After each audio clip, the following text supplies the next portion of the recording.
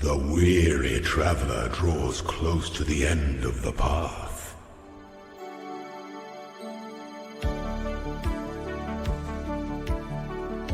We have never had it so good.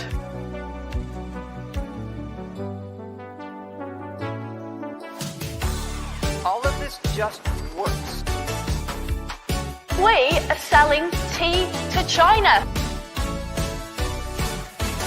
You did not have to redeem this, ma'am! Out with them, forget about them. Your broadcast is very biased. You've written a lot of ridiculous articles, so I would encourage you to be more journalistic and have more integrity. Socialism is when the government does stuff.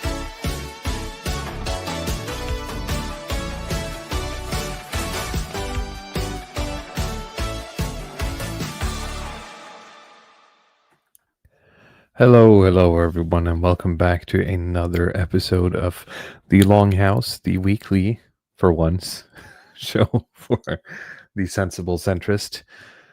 It's, man, the week has gone by fast for me, and suddenly autumn is here as well, in full force, at least where I live. We have to do the Norwegian thing and talk about weather for a bit, but yeah, it's been storming here all week. How are you doing, Lettypath? I'm doing fine, quite enjoying the autumn weather. I can sit here with my pants on for once, because usually it just gets too hot for me. Yeah, I can't do that yet. It kind of sucks because it's just kind of humid. It's warm and humid. That's what it's been for like a week. So if I walk for like 2 minutes with my pants on, I'm like sweating. I don't know why it happens, but it always seems to, the house accumulates heat during the day, which is sort of, it almost peaks out in the evening, and then it's released during the night. So it's always these hours, like the internet browsing podcast hours, even though it's a little colder outside. The house is always too hot to browse on the internet, at least with too much clothes on. I resent this. It never gets any better. But yeah, I'm also happy we've done 2 consecutive weeks now. So the counter is up. We got the combo multiplier. It's going the algorithmic multiplier, and we're back. Hopefully we can keep the streak going this time. Yeah, it's no more auto-respond emails. We're actually making content. Yeah, I'm actually back at work. Of course, things are picking up at work as well. So it's been slow for quite a while. I don't know if there's something about this summer, but I feel like it's people were just kind of shut off from, almost early May or something until August. It's just a really maybe a lot of people. I mean, you hear about that a lot with the American workers. That a lot of people are like, well, actually, my email job isn't that important after all. Maybe people are doing the sort of, what's it called, like the work-life balance thing, being a bit more strict with that. I don't know. Yeah, it does make sense. You hear that sentiment quite a bit, to the lament of the business people and the economists, but they're just going to have to live with that. I agree. They're just going to have to live with it. So, I've called this episode The Wheel of Slop, and we're still sort of trickling viewers in. But for those of you who are joining us, you'll get to see this quite quickly. The idea of this episode is that I've gathered a bunch of topics, and I've put them into one of these like wheels that we can spin. And this wheel is going to decide what we talk about and in what order we talk about it. Some of this might be interesting. Some of this is purely fun. One of these is called Twitter bookmarks. That one is never going away. And every time we land on Twitter bookmarks, I'm going to pull some slop, I suppose, that I've saved over the last couple of weeks, and will be forced to comment on it and try to make content out of it. So I think without further ado, us being, from the autism capital of the world, we'll just spin and we'll get the show on the road. Okay, let's go. Here we go. What's it going to be? was hoping we didn't get that one. All right, let's do Oculatus Spiritus. Let's remove it. So the title is a bit misleading, kind of. This is an opinion article about the Norwegian election that says the future is here, unfortunately. Now, a brief primer. This is going to be about sort of modern, I guess, what people are taking to calling like election interference stuff. So I'm just going to start reading, and you can just interrupt me, letting Path. A wonderful Google Translate going on here. I'm actually going to have to keep the real article on the side here, because we do not want to be wet creamy. We want to be scared. A new phenomenon in this election campaign is something to be scared of. Lying Jonas, who is our current prime minister, has become a figure in the parliamentary election of 2025. He is the protagonist of a whole new series of advertisements on social media Meta platform. And all over there, you can see Lying Jonas as the villain that, quote, is destroying Norway. Now, if you remember back to our last stream, we talked about this mentally unstable guy who, unfortunately, unalived, as it's called these days, someone. He was also talking about, how Norway's being destroyed, right, by the current. Maybe there's some overlap there. Who knows? And this is a message that is spreading greatly. Just after the Arendalsuka, which is like a, what you call it, like a, the TED events. It's kind of like that for Norway. And there's every year there's a leader debate, or sorry, a party leader debate. And someone had clipped a bunch of that, called it Lying Jonas, and has over views.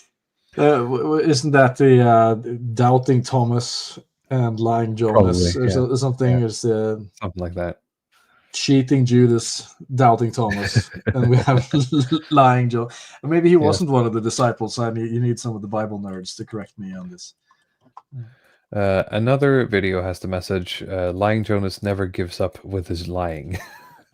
I mean, the translation is a bit rough. In the comment fields below, the hatred of the true Jonas Garsdorff is flourishing. He says, "You're a dirty man. I hate you. It's a wonder that this idiot is still alive." Someone writes, and someone writes, "Kill this traitor." And no one in the comment section, he says, is replying to this or speaking, against this.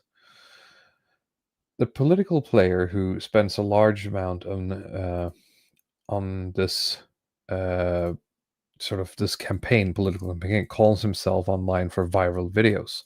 Behind this innocent name lies a hidden political player with the Latin email alias Occultus Spiritus, the secret spirit. And there's also a phone number attached to his account. It is obviously meant to mislead, because the number apparently belongs to an unsuspecting carpenter somewhere in the sticks, out in the sticks, essentially. So it's just one guy who's randomly getting called up by the paper, wondering why he's spreading misinformation or something.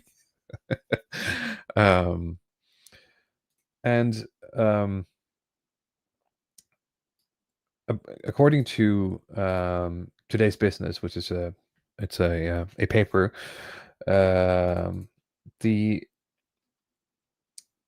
this is something entirely new in our election history, apparently, because this year specifically, it's been a lot of activity going on outside of the political parties in terms of like campaigning. We had the Party for Peace and Justice had their sort of, I mean, that was an official move, but it was like funded by some guy who lives in Russia, right?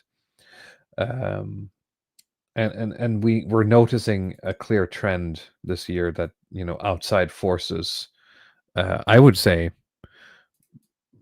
maybe across the spectrum, is trying to influence the election results, as this article says. And then he goes on to say, it's neither new nor critical that both interest organizations and individuals show up in an election campaign. That's something that's happened before. But what's new is a dangerous mix of scary anonymity and the brutality of the messages and the big money impact of social media. The 2025 election campaign is the first time this shows up here with Norwegians. In a number of other countries, this is well known. And for a few years, the so-called troll factories have affected election results in other countries. And no one knows who really is behind these influence operations. But we know that in the United States, an increasingly brutal political form of communication over 10 short years has helped turn the entire social conversation on its head. I always wonder about this, like how much sort of Americanism Norway is really importing. I know that on the right, we're importing a lot of Americanisms. I'm not sure about the left, other than, Orange Man bad, right? Well, I think people look across the pond and they see like the media environment in the United States and how much people have gotten out of mastering the algorithm, doing influencer videos in a sense, and and that point there's so much to gain from just being like a lone wolf who is savvy on the internet, knows how to edit videos, present them, post them with the algorithm. It's very low cost in a sense, so there's a lot of opportunity. You can get like a very high return on investment for just being one guy who's doing videos. And you have some people who are, usually when like Norwegians try their hand at this, like they're trying to make action movies or something, it's a little bit cringe, or like say they're trying to make hip hop. But I'm seeing that there's something more going on now. That they're getting better, better in a sense, not bitter, but more efficient, I think, at using the algorithm, at presenting content in a certain way. They're getting training. They're on X, like some of these, more kind of far right or sort of conservative accounts. So you have like the one of them is this sort of government waste angle that's very popular. Like these guys are what is they call it, Sindre or something. The guys are like these quasi-libertarian types who are just talking about government waste constantly, and that's their niche. To just sit and talk about how everything is just fucked because they're wasting money, and we'll just document it. And then you have like the what do you call it, the counter jihad. That's not to say we aren't wasting money, to be fair. No, this is absolutely happening, but it's just it's just become like a type of entertainment in a sense. Yeah, of course, yeah. To get completely hung up on like specific projects that are actually just kind of small budgetary items, but that's kind of like the whole thing. They're focused on. The other one, I guess, is this sort of more red meat counter jihadi style, where it's really about like the Muslim conquest of Europe and how we're screwed because our women are being raped and bred by the brown men, which has gotten quite a bit more intense lately. They seem to have really try to push the boundaries of what you could do with free speech on X. I mean, that's where you're seeing it mostly. Like on Facebook, you can't really push the boundaries that much, so you have to do different things. You can still do like the waste populism stuff, but that's kind of like hardline, what I call like borderline fetishistic counter jihad stuff. That's kind of resigned to. Yeah, it always ends up in this, as you said, borderline. Like it feels kind of, as you said, fetishistic. Like, are you getting off on watching these clips? Really, it's getting hard to tell if they're getting off on it while they're writing it or not. So. I mean, if you know, and I think a lot of the people, it's not what's being put on document.no, but some of the influencers that are affiliated with that, I guess some like the Norway Democrats as well. And they're getting practice, they're training themselves as to how to use the algorithm, how to present content. Some of it's cringe, but it's better than it was 4 years ago by quite a big margin. There was almost nothing like that from the Norwegian sphere, but now it's like actually quite common for them to sit and produce this stuff. And as they're having more success, I think more savvy actors are going to go into that space. Like that, isn't that usually the pattern? That you start with the cringe lords, and then as people are seeing that this kind of works, you can get more sophisticated actors in there who can actually do stuff instead of just making themselves look silly. Yeah.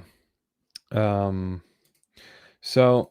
it goes on to say some of the same things. The inexorable logic of the algorithm is then to premiere anger, to award anger and enthusiasm. Increasing level of conflict is rewarded with reaching out to more and more people. It is the ultimate performance we are invited to overcome, whether we want it to or not. This campaign is not alone. It's not one of its kind. It's this election campaign. Here too, in our newspaper, Spotlight has been set on anonymous accounts in social media with political messages, but this is the tip of the iceberg. It is not always easy to distinguish creatively pointed, formulated messages from dangerous conspiracy theories. A difference is hateful persecution of named politicians. It's a fine line to walk, I guess. And while they're getting better at editing, maybe they're not very, succinct in their criticism. It's a bit crass. Well, this is partly an American import, right? Because in America you have very strong freedom of speech protections, but because we live in totalitarian Europe, you have various laws protecting people's privacy, or exactly. What you can say about some public person that would be considered defamation. You'd get away with it in the U.S., right? I mean, you're seeing it. This is like almost every far right journalist that I pay attention to. It's really just about how much speculation you can drum up about public personas or people. Yeah, exactly. It's like whether somebody's gay or not gay, or if they're part of some like grooming gang, or if they were on the Epstein Island or something. I mean, this would not be that easy in most European countries, because these politicians would be protected by libel or defamation laws. All right. And then he says a bit about how this wasn't a thing before, like the war and then propaganda, and we sort of like it kind of died down 100 years ago. Propaganda was somewhat close to a pagan word in political organization life. Blah blah blah. Paradoxically, we are now in a new age where raw and unadulterated propaganda is back to full force. Paradoxically, because it happens at a time when the level of education of most people has never been higher. It happens at a time. And we also have access to actual information that's an access to actual information that has never been more accessible. Bit of a weird translation. In this campaign, we've seen a small hint of this, but just a little bit. In the next 4 years, there will be a lot more, because there's every reason to expect that this will be part of our future. There's no reason to close your eyes and cultivate naivety to this, and our election campaigns are about to be changed forever. Maybe. We'll see what the future brings. It depends on whether or not we become more or less liberal, I think. It might be that we're able to basically just stomp out some of the stuff, but it's gonna have to have a wide impact area, which is gonna also be very undemocratic, right? But I think that because the ecosystem is so small, and a lot of the politicians in these sort of center mainstream governing parties have been kind of taking the bull by the horns by showing up to these kind of podcast shows like Wolfgang V, or they went on that Jubilee clone, or these things where they're actually like just showing up on these popular formats, and they don't have to be dragged feet first into doing this. They seem to be quite on top of it, to be honest, which is something that it's very different from the United States, where you saw that it's kind of almost impossible to get them to go on podcast shows or something, especially when you look at like establishment Democrat Party types. They seem very isolated from what's going on kind of at the bottom with the new emerging technologies and communication channels, entertainment, and so on. Yeah, they've sort of seen the writing on the wall and figured out that actually we're going to have to show up on these, because that's how you get people these days, right? Yeah, I mean, it's no guarantee, but I think you're much better just jumping on the first podcast and just doing, even if you're able to do an adversarial interview, that's better than never showing up, right? Which is the case for, a lot of other places where they just get no screen time at all. And everything you get is more of these like contrarian types who just come and complain constantly. So that's the only thing Yeah, you watch. and if you're lucky, you'll find yourself, as you said, with one of these. It's like some weirdo who's like worried about Viktor Orban controlling Norway, right? And you'll look like the reasonable person, right? So yeah, you exactly. pretty much you only have something to win and nothing to lose, right? And it's not just about like just explaining your side of the issue. It's one part of it is just trying to explain the facts as you understand them, but also sort of asserting a kind of, what do you call it, like a pathos or dominance in a sense, like because that's something that people also look for. Body language. If you feel like you're confident in your answers and so on. And well, I mean, I guess for most of the people who watch this stuff, they pick up on that. If you feel like that, okay, you seem socially okay, you seem confident, and then you can get some traction, I think. But otherwise, yeah, if you get no screen time, if you can't do good interviews and stuff, I think you're finished in a sense as a politician now and in the future. And especially if you cultivate a profile that cannot branch out into that stuff. And you saw that stuff with we covered a little bit of the Generation Party and how that woman, has played sort of her profile to be mainstream friendly, and thus sort of like been able to surpass all other alternative parties in one election, essentially, while still being, someone who's quite loud and controversial, right? But that stuff is rewarded, like they said in the article. If you can crank up the conflict, then that's but she can do both, right? Yep. Like she has a profile that allows her to be a bully when it pays, and then be reasonable when it pays. And a lot of the online Norwegian rights is permanently in like schizo mode, right? And you're not going to be able to have a proper hard conversation with them. Yeah, stuff.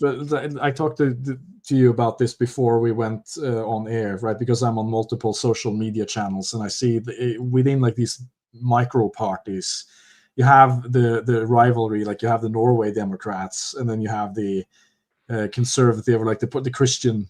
I don't know what you want to translate their name to, like the sort of conservative Christians, and then the Norway Democrats, which previously you'd think that they are differentiated a little bit more by who's Christian and who's pagan, but they've sort of, like the Norway Democrats have sort of gone kind of full Groiper schizo, whereas the conservatives are going for, they're on Facebook, right? Because that's where I see them dominating in my Facebook feed. Yeah. I see them showing up with this kind of pro-Israel stuff, like anti-trans stuff, but on X, anti-LGBT, pro-Israel, pro-Israel, anti-LGBT, that's the kind of like their core stuff. We don't want gays in school. And then something about windmills. That's kind of their core talking points. No windmills in my skyline.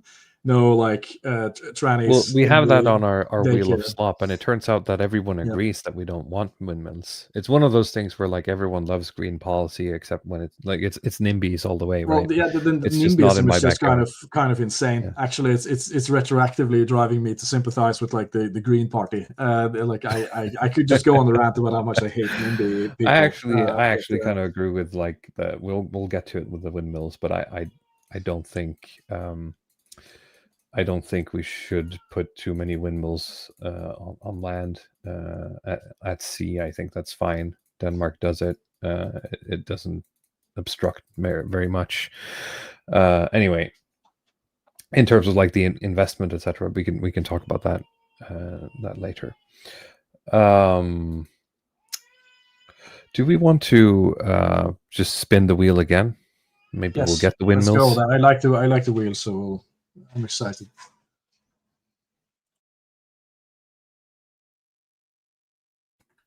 All right, here we go. Spinning the Wheel of Slop.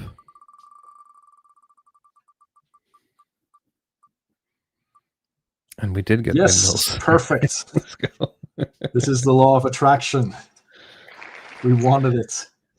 And it you came willed to it us. Into being. This is what's that book called? The Secret? Rhonda Byrne, The Secret. So it's we opened up for attraction. We didn't force it, but it came to us because that's what the vortex wanted. So this article here from Norwegian State Media is, well, it's focusing on this guy as sort of like being in the center of this conflict. But the idea is that everyone wants more green energy, but no one wants it in their backyard, right?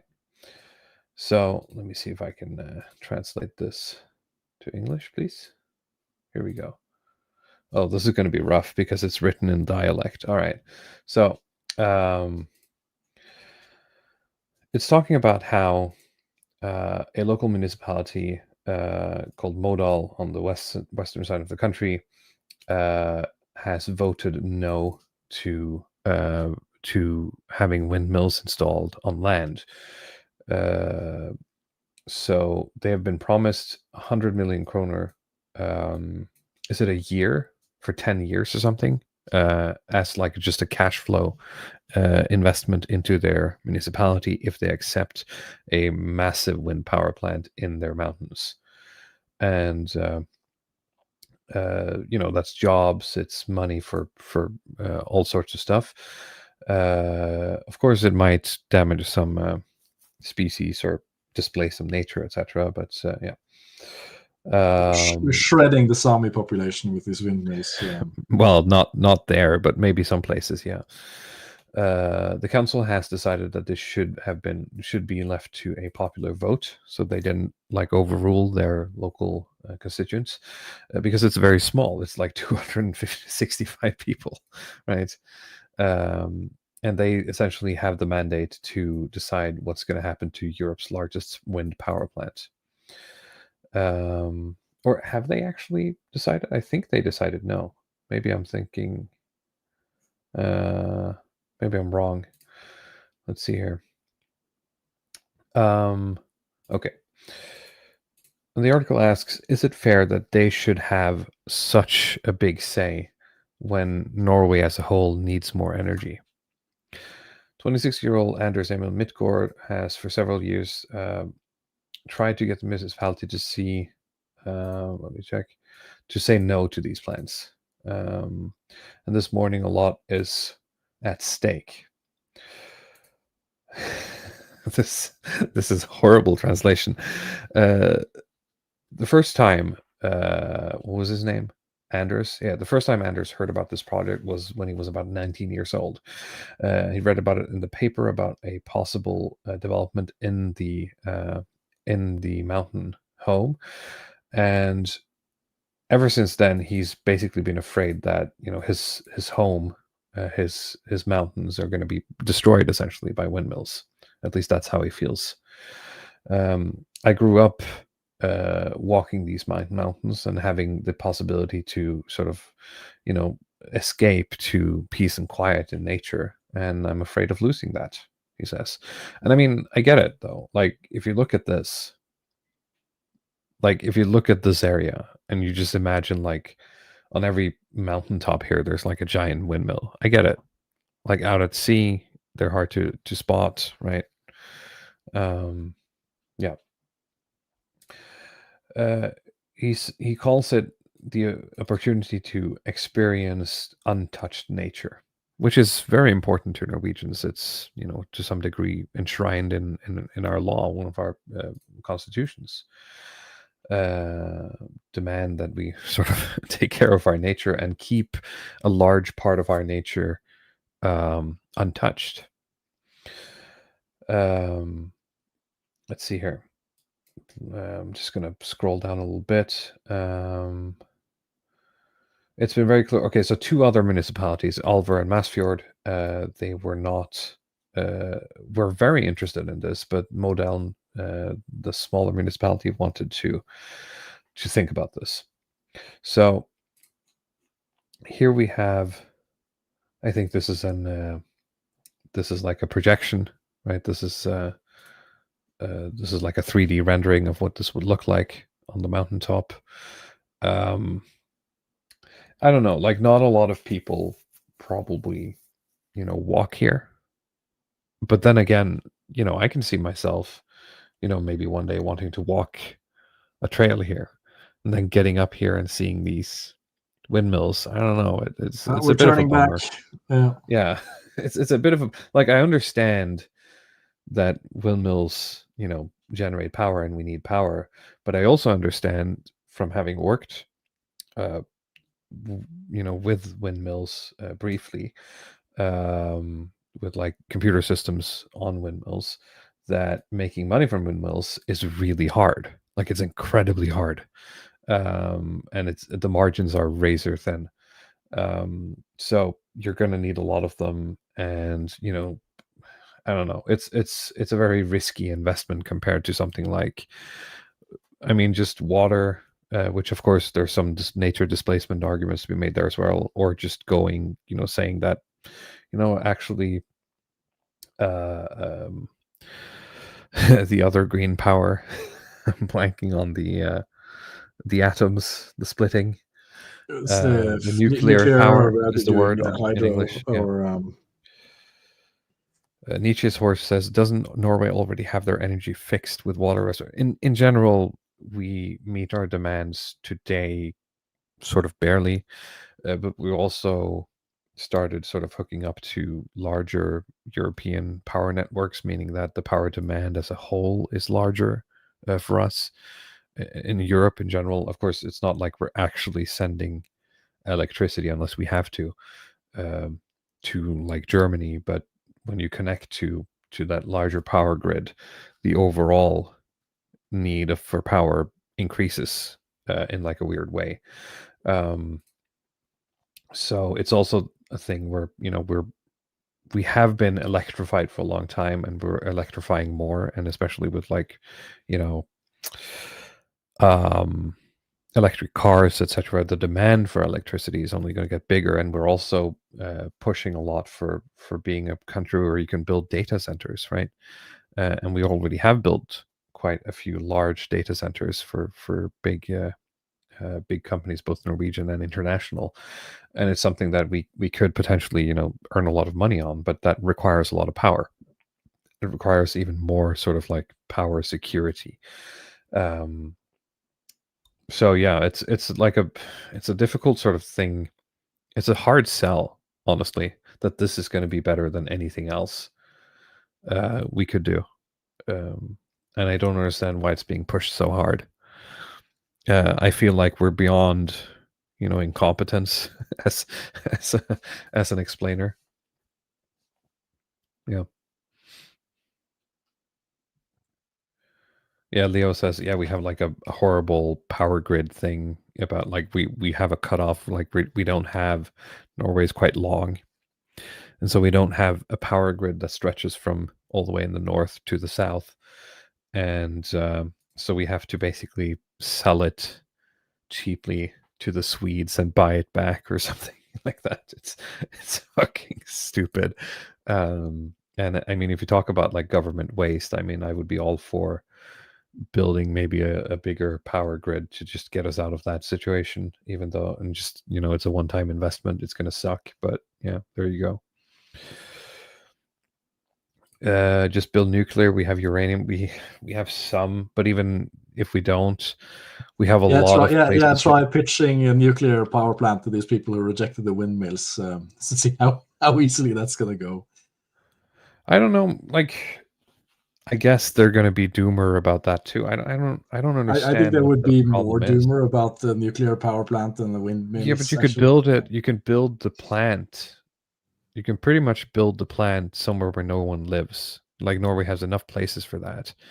And we have so many mountains we can just like dig holes in to store the waste.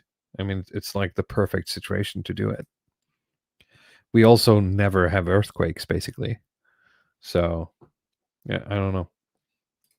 Yeah, I just think you would stand you'd be dealing with the same issue, essentially, just even more amplified with nucleer. I don't like. I don't see what's the people who are close to it, and well, I mean, you need it to be manned, right? So you have to have it close to somewhere. Unless you want people just you're living gonna have on it the close premises. to like a village of like 200 people or something, right? It's gonna create jobs, and they're haunted by like the ghost of man, I'm getting tired. Chernobyl, right? So Chernobyl, they've been pissing their pants when it happens in Russia. So you Yeah. can imagine what they're going to do, putting it in their backyard. That will be even worse. It's just kind of weird because like so many other European countries and Western countries have been using nuclear power without issue for just as long, right? I just don't understand why it's such a hard sell in Norway specifically. Like I understand why people would be apprehensive about having it in their The backyard. NIMBYism is undefeated, right? It's like everyone wants nuclear the power, no one problem. wants it. It's not in my backyard. If you ask these people if they want it, even if it's cost saving, job creating, they're going to say no, especially if it's something that they're not familiar with, right? I mean, because this is a sort of thing that it's like this very cultural thing. Well, I remember like driving through the United States, through like Colorado, Oklahoma, Texas, and you see these sort of zigzaggy noodle oil pumps that are just dispersed through the desert landscape, and I hated it. Like they just, I don't know if you have, I can link you a photo just so people know what I'm talking about, unless you haven't been there. If my description wasn't vivid enough, I sent a link in the private chat. So here's a bunch of like young people filming themselves in the area saying that they don't want windmills essentially because they love nature. We're Linkula maxing now. Yes. Let's see here. So okay, so this is the where is this? Well, I don't know where this is in particular, but if you drive through like the American South, sure, yeah. The sort of middle of America, you're going to see this stuff on the roads just everywhere, and they're pumping, sagging up and down. I thought it was completely nasty to look at, but the people who live there are completely fine with it, and it's sort of understood that like this is like value generating. This is like a symbol of wealth, private property, jobs, right?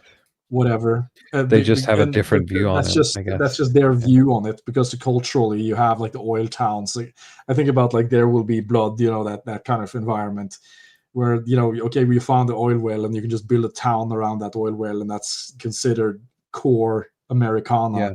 But if you're trying to introduce, those people would also object to windmills. That's funny. Like you would tell those people, okay, we'll build a windmill next to the zigzaggy oil pump, and you would probably get the same reaction. So you if you want something done, you can't sit and ask these sort of like a solar junkies. Field, a solar panel. A solar field, anything, or maybe even nuclear. They would object. So like you're sort of dead in the water if you're going to just ask them about building energy infrastructure, because they're just going to say no. And so they is this the mayor of, let me double check, who's the Sigrun Birkeland? Yeah, she's the backup mayor. I forget what that's called in English. Also, I've told you this before, like, but this is prime sort of like municipal phenotype going on here. Like this is like the backbone of our country.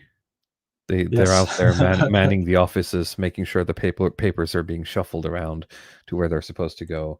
They're making waffles at the local events. Keeping the wheels spinning, brewing the coffee, keeping the wheels turning. Right. Let's see here. So they're just talking about the vote. All right, let me just check. So they end up saying no, and this is because the government actually gave local municipalities more control over this a couple of years ago, because the Farmers' Party were in power. So now they're paying for it, I guess, because everyone is just like NIMBYing themselves out of it. This is like my problem, like outside of say like my anti-immigration views. I'm just getting really sick of these kind of like Farmers' Party people. Like they can just go F themselves, honestly, because the only thing they represent is like this is the Farmers Party is like NIMBYism for the people in the middle country, who live on the farms. They don't want to build anything there. And some of like the Progress Party is sort of NIMBYism for people who live in the cities, who bought their home for like 100,000 kroners in the 90s, and it's now worth 10 million or something. And so just so they can keep having that value generation and not be taxed on their standing properties that they live in, and like not have their skyline ruined by new homes or something. So in my mind, like if you take the immigration stuff out of it, the only thing they represent is just like the interest of these NIMBYs who don't want anything to change. According to the Business Organizational Renewal of Norway, these are the 3 reasons why we should do this. And this is because of renewable energy stuff. So it's because industry and business are asking for more power or energy. We have to reach our climate goals. I think it's the 2035 or whatever. And we have to keep the cost of energy low. And I mean, we could keep the cost of energy low if we didn't do the Acer thing, but hey, there you go. Let's see here. But what will happen to Norwegian energy development if everyone says no? One of the things that is becoming very clear is that this veto right is sort of creating a bit of a tension between the state's energy ambitions and the Norwegian local democracy and our traditions. So it's like we're shooting ourselves in the foot, I guess. It's exactly what you're describing. Yeah, I mean, just a quick aside here, because like one of the things that started to wake me up to this stuff is really like daycare, actually, and All right. not like the daycare itself, but they have parental conferences where parents are sort of brought in to be asked, and it wasn't just about the kids, what are we doing for the program, but the local municipality had suggested that we could do a little switcheroo here and merge 2 elementary schools, right? Because you have one school that's like a combined elementary and junior high, and an elementary school that's next to the daycare. So it's basically, they figured out that if we swap it, so we have like an extra large elementary school and we put the junior high school next to the daycare, then we'll save like in the millions in terms of tax, kroners on the budget. And the reaction from like the other parents was just like this is like the worst thing that has ever happened. They were just threatening to move out of the town if they had to walk a little bit longer. It's just like 5 minutes more walking to the elementary school or something, that the daycare would stay in place. It's just like the transition from the daycare to the elementary would be like maybe 5 minutes more of walking time or something. And it was just, they just kicked up such a shitstorm about it. It's just incredible. I was just like, I don't know what the problem is. Like, okay, these people are probably also complaining about like budgets and taxes and all this kind of stuff. And if they're giving, okay, we can just do these mergers and save you some tax money, then you just say yes. But they'll just sit there and dig their heels in and figure out all these kind of like ridiculous doomsday scenarios of what's going to happen. Like the kids are going to die in traffic or something. I mean, I wish I had just written down everything they suggested, because it was just so ridiculous. But this is, well, it's kind of what it's like if you just sit and ask the local population about consenting to every single change. I guess that's one advantage that China has over us, if I'm going to be charitable. They can just do things. Is that what you're saying? you just do things, even though like a lot of these things are retarded. At least you can do infrastructure projects. 5 million people perish. Like every Yan or Chang, every fucking Chang has to agree to do this. And if you're lucky, you get cool military parades in the other end. That does help, actually. That's the goal of any nation. All right, let's go back to the Wheel of Slop. Lilypath, are you excited to spin the Wheel of Slop? Okay, so what do we have here? Yeah, you have to say it with and- me in the chat. The wheel of slop. You have to type it out when I press it. We have Manflu is real. We have do we have time for all of them? I don't know. So Do we have we'll to see. axe one of them? Some will be unlucky, but that is the nature of the wheel, isn't it? Yeah. All right, let's spin the wheel of slop. And we're landing on actually something that isn't slop for once. Ursula's play. Now this is about the EU-US trade deal, which has been an ongoing thing, and it's been a lot of doom posting. Some talk about how Ursula von der Leyen is playing 4D chess, but the general tension here is, of course, with the new trade laws that Trump has introduced. Ursula von der Leyen and Trump has worked together on a trade deal, which massively favors the U.S. There are rumors that the reason this has been done is to foster some goodwill with Trump. Because as we talked about with the Norway pulling out, the oil fund pulling out of Caterpillar, you have to be careful not to draw the eye of Sauron, as it is, right? Because if you become the target of Trump's ire this week, then you're done, essentially. And it's all about just, for a lot of these EU people, it's probably just about writing him out. So there are some rumors that's what this is. We're sort of just appeasing Trump, and he'll keep funneling money into Ukraine, and we'll renegotiate next round. Yeah, that is sort of the views here, at least on social media after this deal. It's like one of them is like, yeah, the Americans are cheering because the Euros got shit on again. And the Euros who are upset because this is like ritual humiliation. Ursula has to go.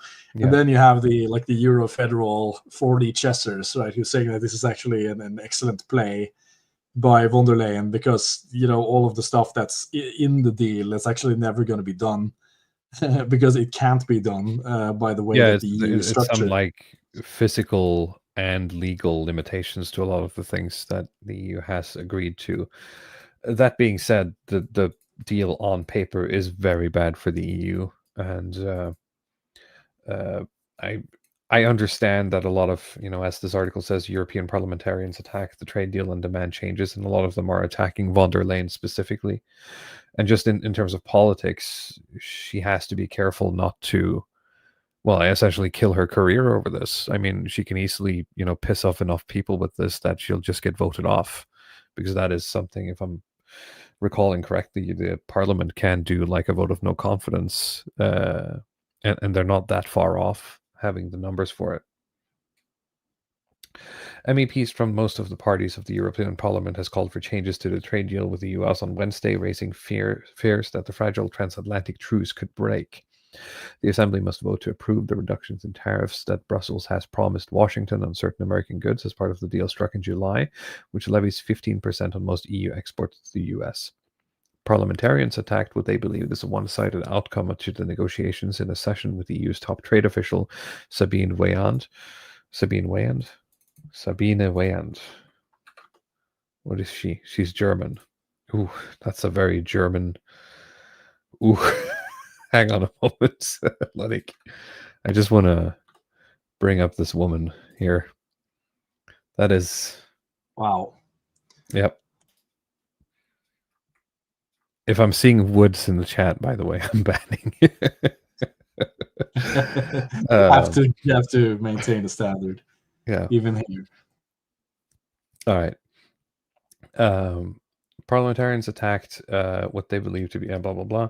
Bernd Lange, head of the Parliament's Trade Committee, said the deal was likely to be amended during legislative approval process. Quote, a lot of questions are there, and I guess there will be some amendments, he said. Well, I mean, that could be a play to like agree to something with Trump in the room and then sort of just like kill the agreement in like legalities. and bureaucracies afterwards, which is something the EU is great at. So the EU should work faster to reduce tariffs on exports of steel and aluminium to the US, which remained at 50% oof, and apply to the metal components of products such as bicycles and cranes, Lange said. This is insane, though. Like, how much steel and aluminum are we sending to the US? And this must be really hurting the US economy then, right? Well, yeah, they're trying Like the to Trump, build it the and Trump sell phone it. is going to be super expensive. Yeah, no, but I mean, many people who are economically inclined have made this point before, that if you're going to do tariffs, you typically tariff like higher value chain things, Yeah. like cars or computers or something like that, not raw materials that are inputs for more complicated things. But I guess the hope is that you're going to revitalize the steel and aluminum industry inside the US or something. It's a bit confusing. That's the play. Yeah, long term at least. All the coal miners have to stop coding and go back to the mines. He and other MEPs also suggested a sunset clause, so the concessions the EU offered the US automatically would expire at a certain time unless explicitly prolonged. The promised tariff reductions apply to all US industrial imports and to some food products. Kathleen Van Bremt said her Socialist and Democrats group opposed the deal, claiming it was loaded against the Socialist and Democrat group. I'm just going to bring her up. Pull her up, Jamie. Not too bad. It's not a much of a jump scare as the first one was. Claiming it was loaded against the EU and incompatible with World Trade Organization rules by granting tariff concessions not available to other countries. We will not rubber stamp this deal, she said. Insane to be living in the world where the socialists are taking sort of like the principled stand for the good of the economy, right? Martin Sherdwan, co-leader of the left group, said the EU had capitulated. Consumers will pay higher prices, industry will suffer, and jobs will be lost. But I guess it is easy to just be on the outside and yeah, it throw always shit is, into the right? center. Yeah, it always is, to be fair. Yeah, and here you have the far right as well, right? The far right, Thierry Mariani, agreed. The deputy from France's reassembled National Party called the EU weak. President Trump has dictated the conditions, he said. Anna Cavazzini of the Greens noted that Trump had threatened new tariffs after signing the non-binding agreement. It's clear to me the stability we hope for in the deal is not there. That is also an argument to not accept the deal, is that if you're going to change your mind in the next 2 days, why should we sign anything? The US president last month threatened retaliatory tariffs or export controls on countries where taxes or laws discriminate against US tech companies, which is essentially all of the EU because of our data loss and our various sort of like regulations on that. It's why we're not getting all the cool new AI features, is because they're not allowed to like farm all our data, right? Members of the Liberal Renew group also attacked this deal. The 5 groups have 396 of the 725 members of parliament, and I think they need half or something if they want to do like a vote of no confidence. However, national leaders who fear transatlantic trade war could pressure lawmakers from their party to back the deal in a final war. Wayand said the EU had a better deal than any other US partner. A rate of 15% applies to most exports, including existing tariff rates. Car tariffs are dropping from 27.5 to 15. Before the deal was clinched in Scotland at the end of July, Trump had threatened 30% across the board levies without an agreement. Wayand also cited evidence that exports to the US, excluding cars, had not fallen in the second quarter, when levies almost 15% applied under a temporary regime.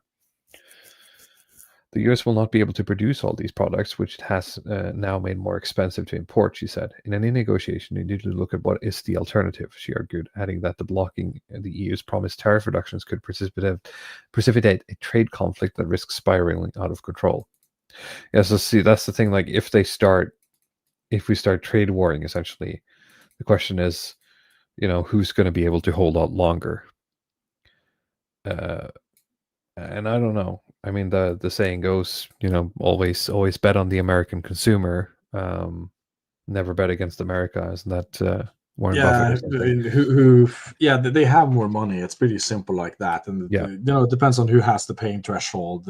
Say like China in this situation, they were able to stare Trump down because they can just force their population to take it. They're Yeah, quite just deal with it, yeah. fond of austerity, and they don't really. He doesn't, Xi It's Jinping doesn't have to nostalgic care. to them. Yeah. Yeah. He doesn't have to care what the NIMBYs think about this stuff. So you can see that a lot of these politicians are worried about their poll numbers if they do something like this, right? So it's something that they have to worry about, and they're in a precarious situation. They're not an economic powerhouse, and they have to care about polling and so forth. There are some other aspects to that trade deal as well, which is that the EU promised to invest a certain amount, like by the billions, into the American economy. The problem is that this has to be done by the individual countries and companies in those countries, and there's no like way for EU to do that collectively. So No, they can't issue like an order in that sense. Yeah. But again, that's probably not going to happen. It's sort of the same as that's like the 5% military spending target, which they're now these countries are just cooking the books. Essentially, that's what I understand, is that they're just saying that, well, okay, we'll just include pensioner payments and all of these other like welfare stuff as military spending, and then whoop-de-doo, we reached the 5% by just shuffling things around a little bit, and then that's why these kind of like blanket high targets, it just doesn't it just doesn't work. But there's nobody who's going to follow this up anyway, so all right, so let's bring up the screen again and say it with me in the chat when we spin the wheel of slop. Let's see what we're getting this time.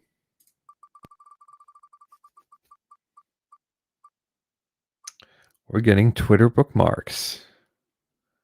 So this is a special one, meaning that I'm just gonna choose something from my Twitter bookmarks in the last week. I think this will be the last one. The other two are going to have to die, I think, in this. I think we can do Man Flu is Real. I don't think we're going to spend. Hopefully, we're not going to spend too much time on this, because this is like real rage baity stuff. And I saved it explicitly, like if I ever needed something to wind up people from wild content, which I guess is just one of these like big Indian farm accounts. Does he have the phone contact information of some Norwegian farmer on this? Maybe, yeah. No, it doesn't look like he has anything. Exactly, okay. Yeah. So apparently he says she wanted power, he needed peace. I don't know what. I feel like all of these are like AI generated. Like they're always like 60% related to the video, but never like 100. Do you see what I'm saying? Yeah, there's some lack of coherence there in terms of what you'd expect. It's not specific enough or something.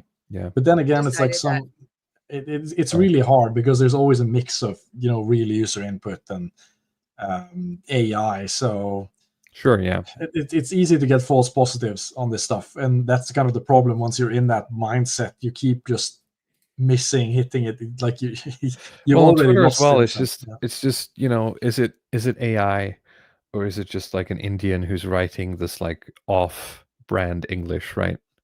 Exactly. Or just and all that. Some person who's just coming off dentist anesthetics or something like that. But yeah, I did learn a trick from some Twitter user today that you can look for stuff like the what he calls like the AI hyphen. That is like when you do there's a certain dash that you have on your keyboard. Yeah. That is the short. M dash, which I hate because I like the M dash. Yes, but it's like usually people who type on a keyboard, they'll just use the basic simple dash.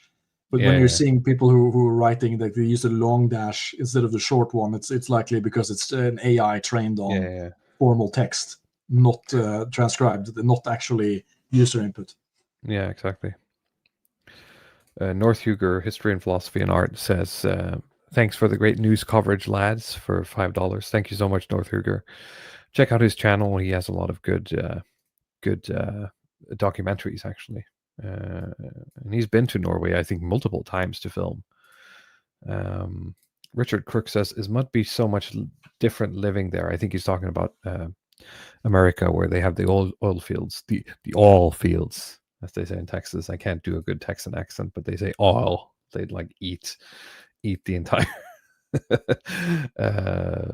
vocal. Let's see here. I live in the English countryside. Everything is very green and close proximity. Complete opposite. It's interesting because I remember talking to.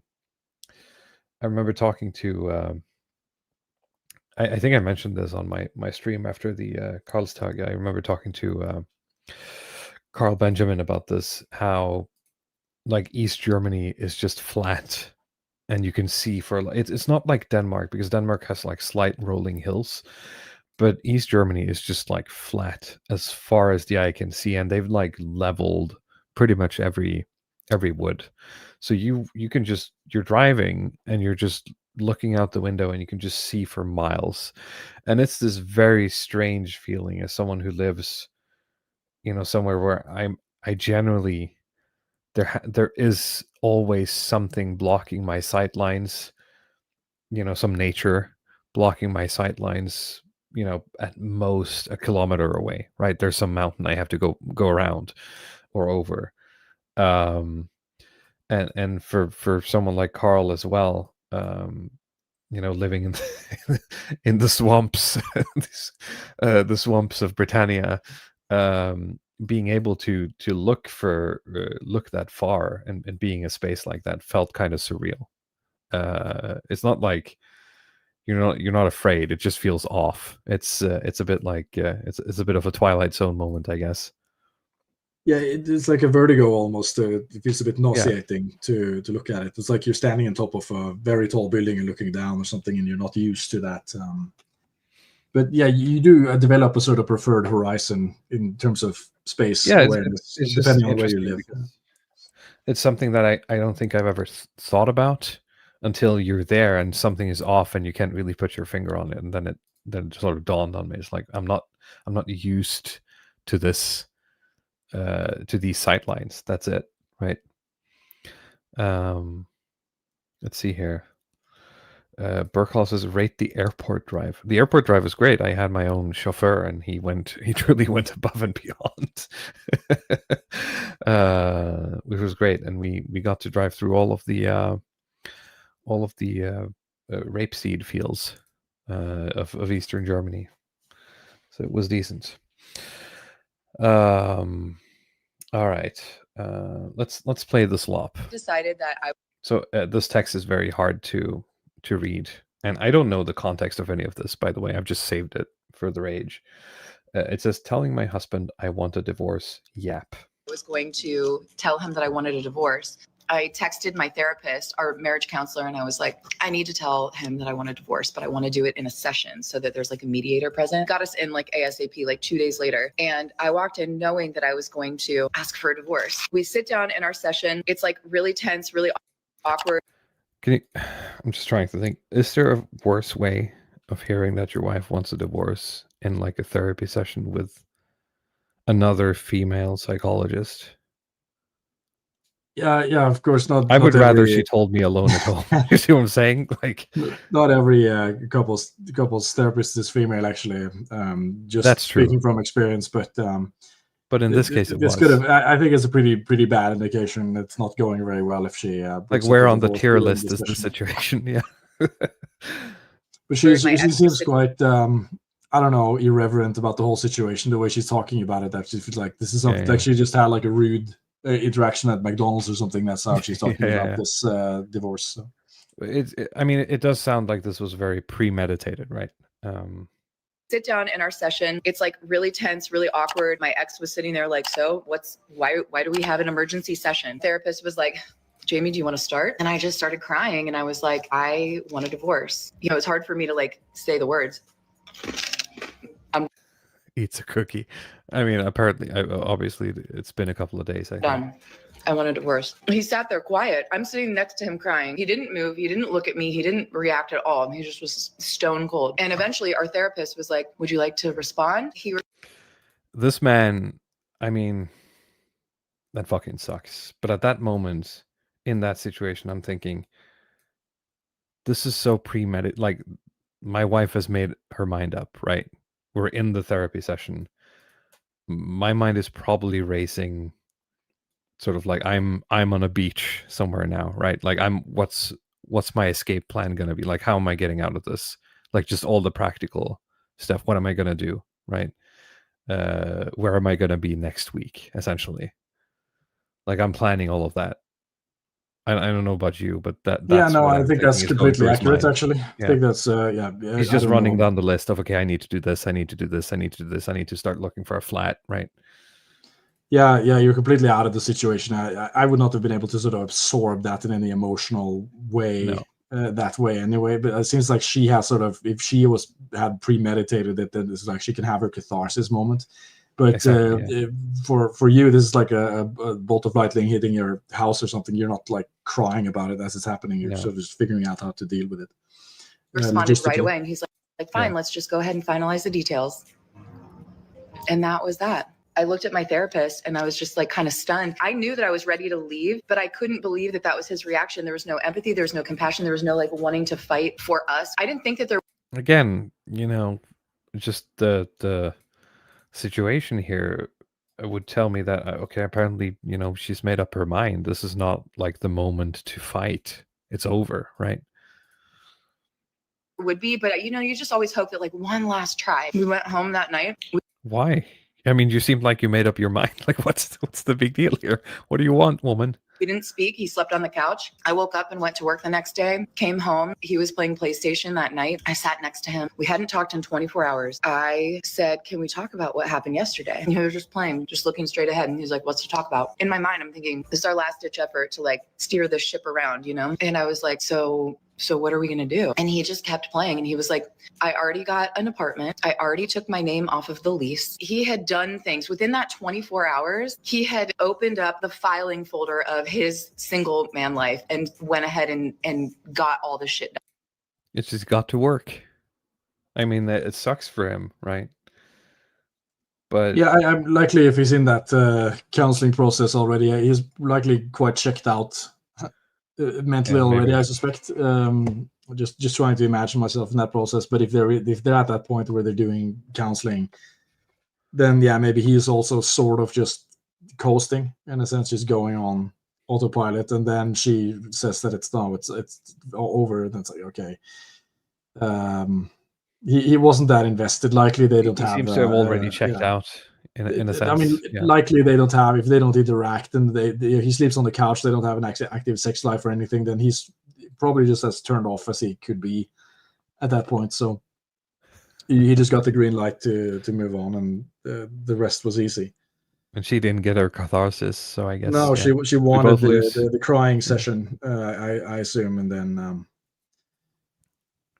Well, that was right. That. I guess that's what it's for. That's what the couples therapy sessions are for. If you have to do the emergency stuff, then you kind of miss the point. But I don't know.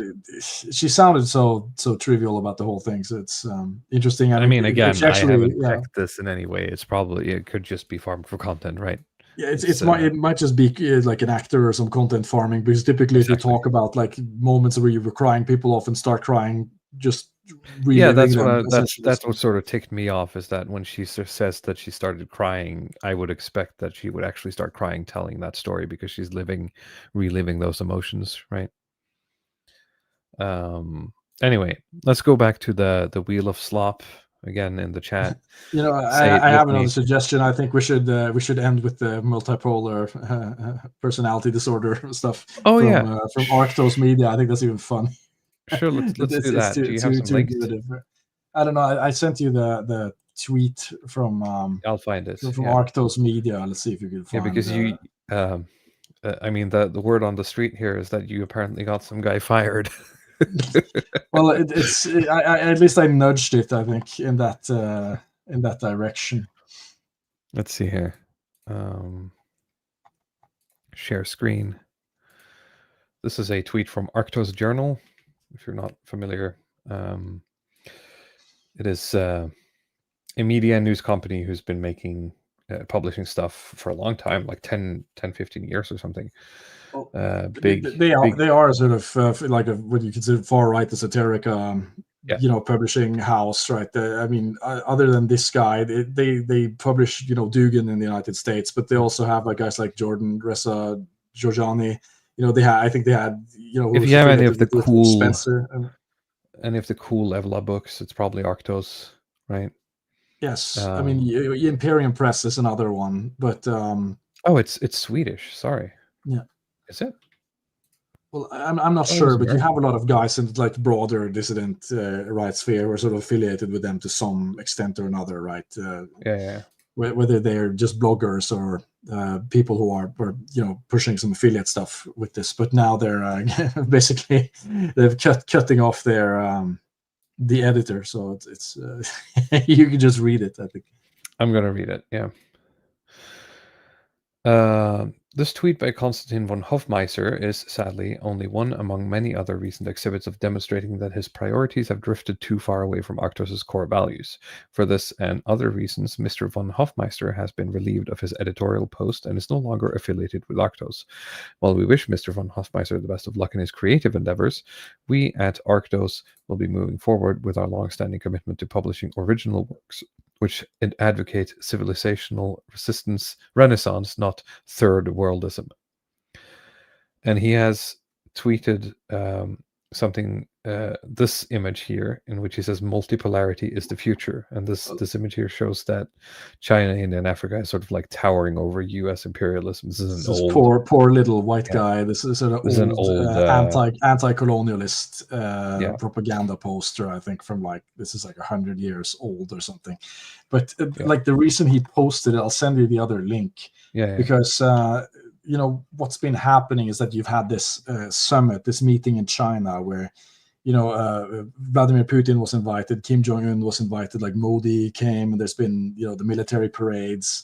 They've done talks about furthering the cooperation, and Trump is excluded, right? Everyone from Europe is excluded. So you have a lot of the standard influencers are pushing a lot of this stuff, are like if you click on the image on the left there, this is the original post. He has like you see the little thumbnail there of this is Modi and Xi and Putin. It's like the multipolarity is coming. So you had Konstantin and what is this Jack Posibik and a lot of these guys who are like soy jacking over this meeting. And I just quote tweeted him, and I basically said that like, okay, the stuff that you're soy jacking over, it's basically this, right? And then, as you say here, you reposted your joke. Yeah, he reposted it sincerely, and like the feedback was just absolutely horrifying. Like this is different than 2022. It seems like that kind of like anti Eurasianism that's like mainstreamed now. I don't know what's happened, but you've I got you had your finger on the pulse too long, Ludwig. So you're popular now. Yeah, it's but that's like become on Twitter. This is like huge now. So he was just absolutely wrecked in the responses, and then he was just fired from his job because.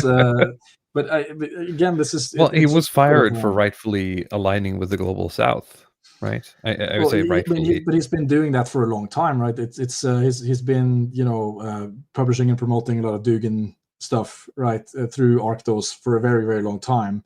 And it's now that they choose to sort of cut this off because you see that the market sentiment has changed. And if you look at like the feedback in the comments there, people are like, I followed you, whatever, you've earned this follow, thank you. A lot of positive feedback, and they're probably going to get more book sales and likely a bigger market because of this. Because like that stuff, which was cool, I think in 2022, is like now it's just kind of old hat, lame. So at least you saw on the Twitter, in the Twitter space, you see that's the way the wind has turned. One thing is like, I was cool in like 2021, 22 to like entertain, some of these ideas and integrate them. But a lot of the people sort of drank the Kool-Aid on this, right? And went way too far and basically ended up, rooting for the global South, right? for the Yeah. third worldism. Rooting for either you people who root for them, people who just kind of bought the whole propaganda hook, line, and sinker, like that's their entire worldview now, or you have people who are either sort of affiliated with either, whether it's like Russia, China, or some other like Gulf state or something that they're promoting content for. So it is a bit of a mix. And I'm not even sure with the Constantine guy. He seems to be more kind of like down that rabbit hole himself, where he's more of a true believer. At least I have no reason to suspect otherwise, even though he does, make money publishing this stuff. But it's really difficult for me to believe that he doesn't sincerely believe these things, right? But it's kind of like you follow this logic, you just kind of end up with, well, shit, India and Africa should just inherit the place because they're more sincere, like they're more trad, as Dugan says. They're blacks makes more sincere Christians than whites because whites are phony or something. But it's just kind of a bit of a shitty thread to keep pulling on, in my view. But again, now it seems like that's been critiquing this stuff has become very mainstream. So yeah, he follows me apparently. Well, there you go. I don't know why he would follow me. I don't think I've posted he follows me as well. So in quite a long time. To be fair, he follows a lot of people. Yeah, the new right and third worldism. So he has like created his own publishing house. I guess it's a sort of soft endorsement. He created like the multipolar press. And if you're interested in that, I guess you could follow him and buy yourself a T-shirt with the Chaos Star symbol on it or something. Sure thing. Okay, well, that's that. I think we don't have time for any of the other topics on our Wheel of Slop, but what I think it was funny. The wheel format was good. I think we should do that again. I think we should. I shall keep the things on the Wheel of Slop that were left that aren't time sensitive, and we'll try it again next week. And I'll just add new stuff to the wheel, right? And then we'll see where it takes us. All right. Thank you, everyone, for watching. Thank you for listening. Anything you want to say before we go, Ludwig Path? No, I'm fine. Just tune in next week and we'll have some more slop. Very good. Thank you once again, everyone. And we will see you next week. Have a great evening. Have a great weekend. And I think that's it. Bye-bye. Yeah, goodbye.